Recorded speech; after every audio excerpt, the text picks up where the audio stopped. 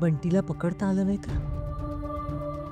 जर असं झालं तर पुढे जाऊन बंटीच्या रूपात असलेला शतग्रीव माझ्या शरीराचा ताबा घेईल आणि मी शतग्रीव होईन. जर हेच नियतीने लिहून ठेवलं असेल तर ते कोणीही बदलू शकणार नाही. पण ह्या सगळ्यात मी शतग्रीव झाल्यावर या घराच्या जीवावर उठेन मी. ज्या घराने माझी एवढी काळजी घेतली, मला जपलं, मला आपलंच मानलं, त्या कुटुंबाला माझ्यामुळेच त्रास होईल आणि हे मी थांबवू शकणार नाही.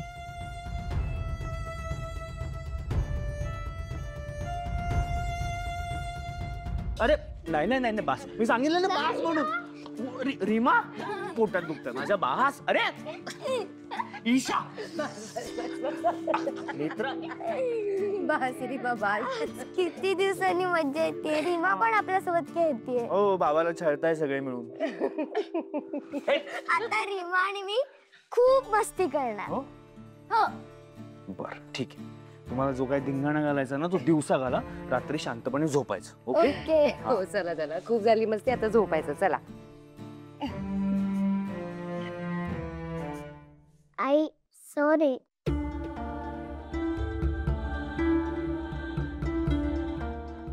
पुरे आता किती वेळा सॉरी बोलणार? हा आई तू या जगातली बेस्ट आई आहेस. तू माझ्यावर एवढं प्रेम करतेस आणि मी तुझं ऐकलंच नाही, तरी तू मला जवळ घेतेस, माझे लाड करतेस. आई पिंकी प्रॉमिस, मी तुझ्यापासून कधीच लांब नाही जाणार.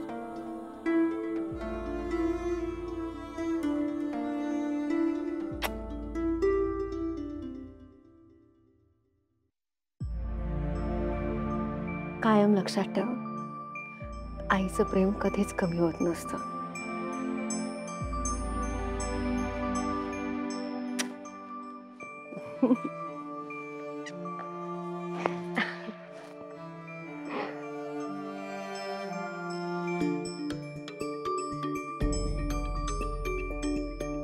चला झोपायचं आता. रीमा झोपा. चला झोपा झोपा, या अशा नाही ऐकणार. झोपा. Good night. नाही.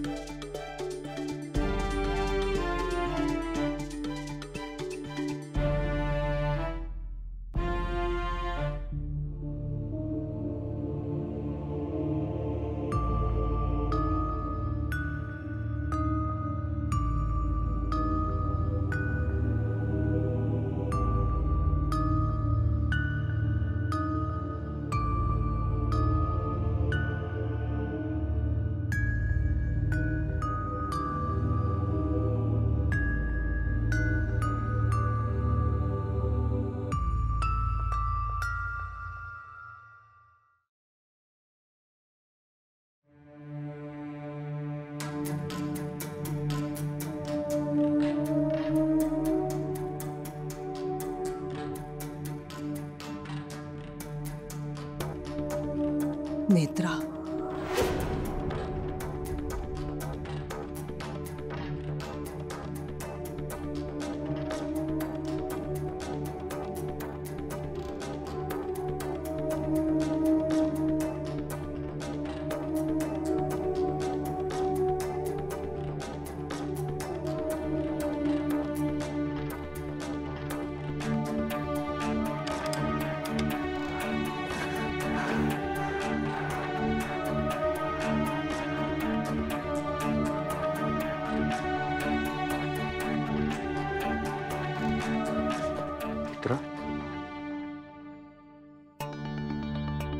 काय झालं?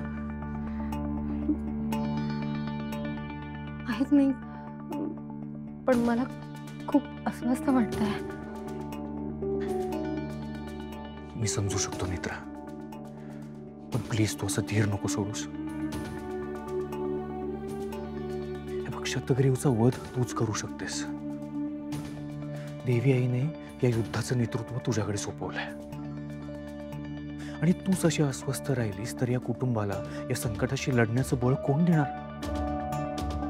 मित्र आहे बघ, काहीही झालं तरी मी तुझ्या सोबत आहे. या युद्धात मी तुझा सारथी आहे हे विसरू नकोस. पण शतग्रीवचा वध करणं सोपं नसणार आहे. शतग्रीव विरोचकापेक्षा जास्त शक्तिशाली आहे. मला माहिती आहे मित्र, मला माहिती आहे शतग्रीवचा वध करणं सोपं नाहीये, पण मला हेही माहिती आहे की नेत्रासाठी, त्रिनयना देवी आईच्या 7व्या मुलीच्या 7व्या मुलीसाठी ते अशक्य सुद्धा नाहीये. आपल्याकडे वेळ खूप कमी आहे नेत्रा. शतग्रीव बेसावध आहे तोपर्यंतच आपल्याला त्याच्यावर हल्ला करायला हवा. आपण एक काम करूयात, उद्याच्या उद्या बंटी मामाला गाठूयात, नाहीतर बंटी मामा आपल्याला गाठेल. शतग्रीवच्या ह्या युद्धात आता पुढे काय करायचंय हे आपण ठरवायचं.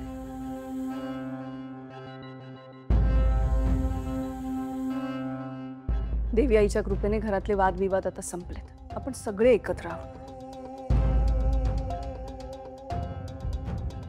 आता शतग्रीवशी सामना करताना प्रत्येकाची भूमिका काय असेल हे आपण ठरवायचं. हो, आपण सगळे एकत्र जसे विरोचकाशी लढलो तसेच आता शतग्रीवशी सुद्धा लढूया. आणि मी प्रॉमिस करतो की मी मागे नाही हटणार. मी पण नाही. इंद्राणी, आपण नेमकं काय करायचं ते सगळ्यांना सांग. शतग्रीव बेसावध असताना त्याला गाठायचं. त्यासाठी मी म्हटल्याप्रमाणे मी बंटीला म्हणजे शतग्रीव राक्षसाला ज्या ठिकाणी भेटायचो तिथे यांना घेऊन जाईल. पण आपण त्या शतग्रीवशी सामना कसे करणार? त्याचा मी आणि नेत्राने विचार केलाय. पण आता सध्या नेत्रा, मी, अद्वैत, शेखर आणि केदार दादा आम्ही निघतोय. आणि मी पण येतो. मी पण येते. हो, म्हणजे जितकी जास्त माणसं असतील तितकं जास्त बरं होईल. मी पण रेडी आहे. मी पण येतो. सगळ्यांनी यायची खरंच काही गरज नाहीये. अरे पण काय प्रॉब्लेम आहे? मी येते. माझं तिथे असणं खूप गरजेचं आहे नेत्रा. त्यामुळे शतग्रीव सहज समोर येऊ शकतो. आम्हाला माहिती आहे ते प्रत्येक जण शतग्रीवशी लढायला तयार आहे. पण ईशा, रीमा घरी आहेत. फाल्गुनी ताई, केतकी काकू आणि मैथिली मावशी तुम्ही सुद्धा घरीच असणार आहात. आणि ह्यांच्या रक्षणासाठी तुम्ही दोघांनी घरी असणं खूप गरजेचं आहे. अगं पण नेत्रा, भाऊजी प्लीज प्लीज ऐका माझं. तुम्ही घरीच थांबा, आम्ही जाऊन येतो. नेत्रा, माझं तिथे असणं खरंच खूप गरजेचं आहे ग. मावशी, तुम्हाला तिथे घेऊन जाऊन मी कुठलाही धोका नाही पत्करू शकत. पण तिथे काहीतरी गोंधळ झाला तर? म्हणूनच मी म्हणते तुम्ही घरी थांबायचं. तुम्ही अजिबात कुठेही यायचं नाहीये. एक मिनिट. नाही म्हणजे तुम्ही सगळे तिकडे गेल्यानंतर इथे काही झालं तर? मी आलेच.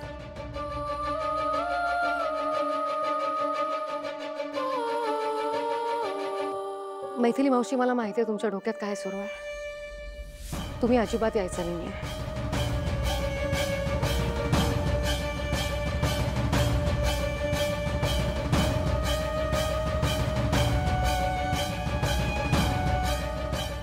हे देवस्तुती देवी आईचं कुंकू आहे. आणि सगळ्यात महत्त्वाचं म्हणजे मैथिलींच्या रक्षणासाठी हे कुंकू तुमच्याजवळ असू दे.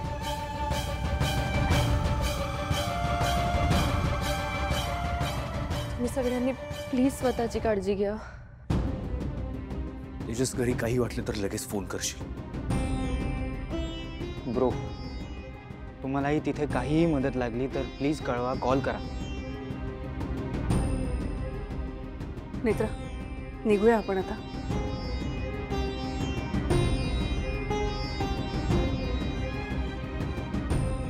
मावशी काळजी घ्या.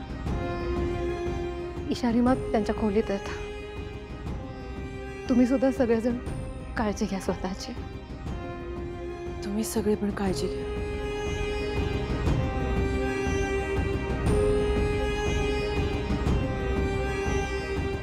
स्वतःची काळजी घे. चला.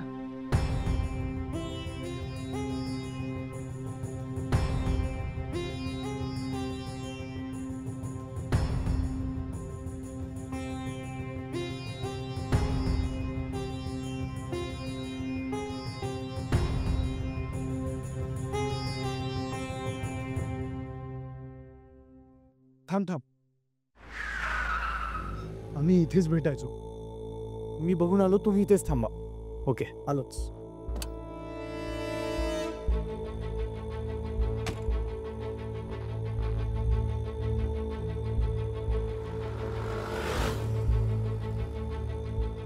बंटी,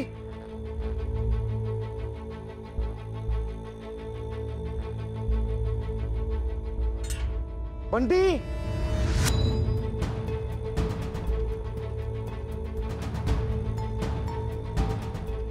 बंटी.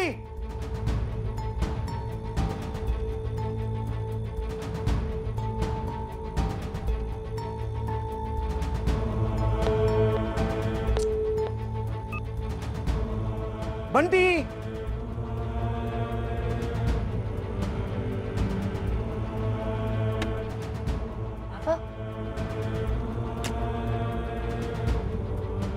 बाबा जपून.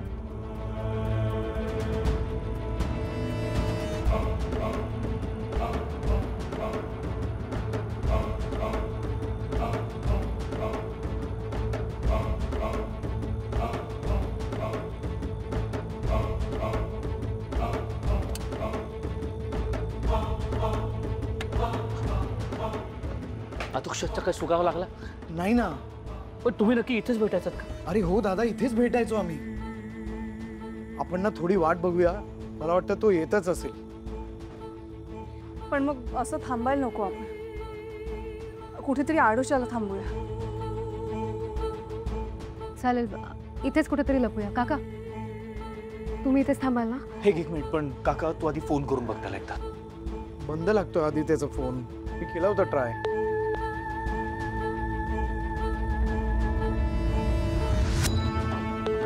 नाही ना, बंदच लागतोय. त्याला काही कळलं नसेल ना आपल्याबद्दल? नाही, मला नाही वाटत. कदाचित इथे जवळपासच कुठेतरी असतील.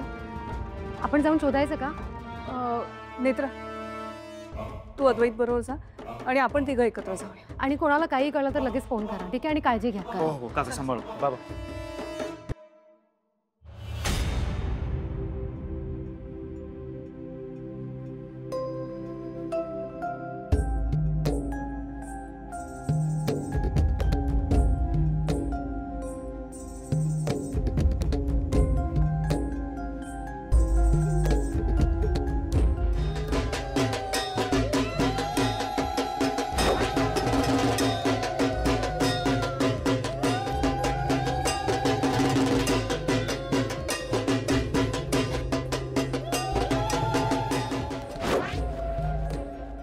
मैं हमेशा गणपति बप्पा दुर्गा माँ से प्रार्थना करती हूँ कि मेरी बहू को ऐसे ही खुश रहे।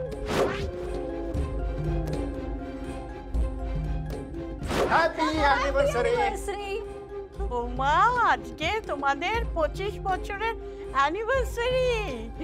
बधाई हो बेटे, बधाई हो। Happy anniversary.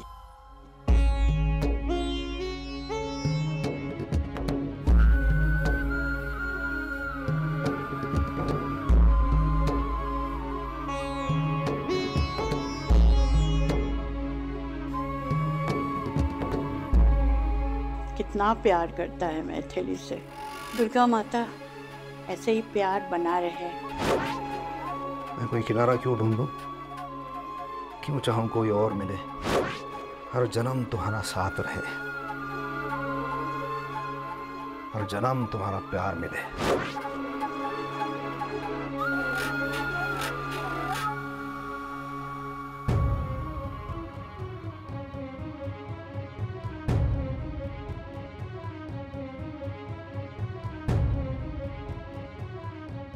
पार्थो, ठाकुमा, शायद आप लोगों से मिलने का समय आ गया। शतग्रीवमुळे माझी माणसं माझ्यापासून दूर गेली।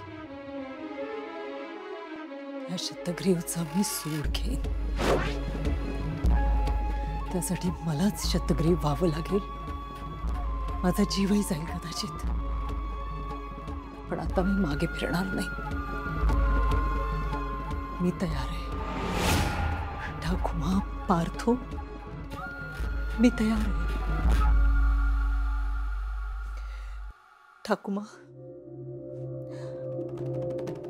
या साडीमध्ये तुम्ही दिलेले आशीर्वाद आहेत। पार्थो, तुमचं प्रेम आहे आणि शतग्रीवशी लढण्यासाठी मला आशीर्वाद आणि प्रेम या दोन्हीची गरज आहे। म्हणून ती साडी नेसली आहे मी आज। आता काहीही झालं तरी शतग्रीवला मी सोडणार नाही। सूड उगवेन त्याचा। ज्या शतग्रीवने माझी माणसं माझ्यापासून दूर केली त्याला संपवल्याशिवाय शांत राहणार नाही। सूड घेईन मी शतग्रीवचा, सोडणार नाही त्याला, सूड घेईन।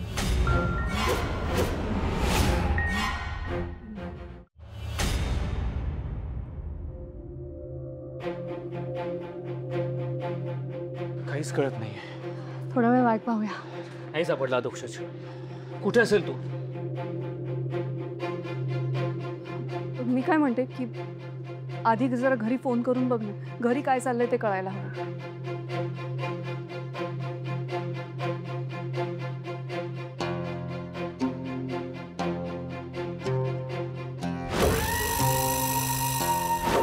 हाँ बोल नेत्रा। हाँ बोल नेत्रा। बालकुनीताई, घरी सगळं व्यवस्थित आहे ना? हो, तुम्हाला बंटी मामा भेटले? नाही अजून नाही, पण आम्ही आता आणखी थोडा वेळ वाट बघणार होती तिथेच। थांब थांब, बंटी मामा नक्की सापडतील। नेत्रा, मैथिली मावशीना तुझ्याशी बोलायचं। नेत्रा, तिकडे सगळं व्यवस्थित ना? हो मावशी, इथे सगळं व्यवस्थित आहे। नेत्रा, सगळ्यांची काळजी घे आणि स्वतःची सुद्धा।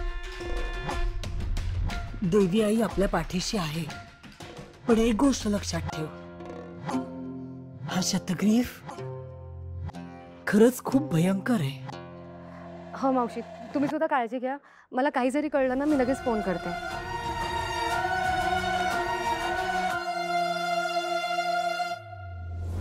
स्वतःच शतग्रीव समोर चालून येत आहे। या आता बघाच पुढे काय होतं ते।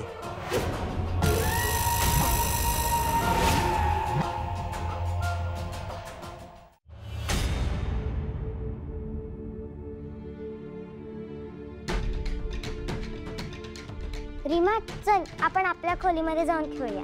हो। नाही नाही, थांबा, इथेच थांबा। इथेच खेळा, कुठेही जायचं नाही। का? ईशा, रीमा, आमच्या नजरेसमोरून हलायचं नाही। हं? काय झालं काकुमा? काही झालं नाहीये, पण सगळे इथेच आहेत ना, मग इथेच थांबा ना, इथेच खेळा। बेडरूम मध्ये जायची काय गरज आहे?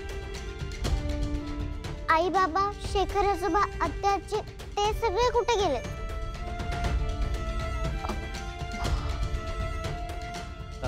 बाळा, ते बाहेर गेलेत ना, कामासाठी गेलेत, थोड्या वेळाने येतीलच। तुम्ही खेळा ना, खेळा, इथेच खेळा। हा, मी काय म्हणते, आपण फोन करूया का? नाही, आता नको, आपण त्यांचा फोन यायची वाट बघूया जरा। त्याच्याच पण हे बघ काकू, मला कळतंय, पण आपल्या फोनमुळे तिथे त्यांच्या कामात काही प्रॉब्लेम नको यायला। आपण थोडा वेळ वाट बघूया।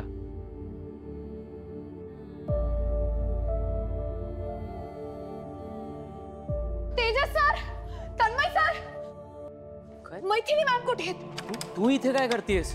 काय काय झालं? तुमच्या सगळ्यांचे फोन कुठे आहेत? शेखर सर, अद्वैत सर, कधीपासून तुम्हाला फोन करतात, तुमचा कोणाचाच फोन लागत नाहीये।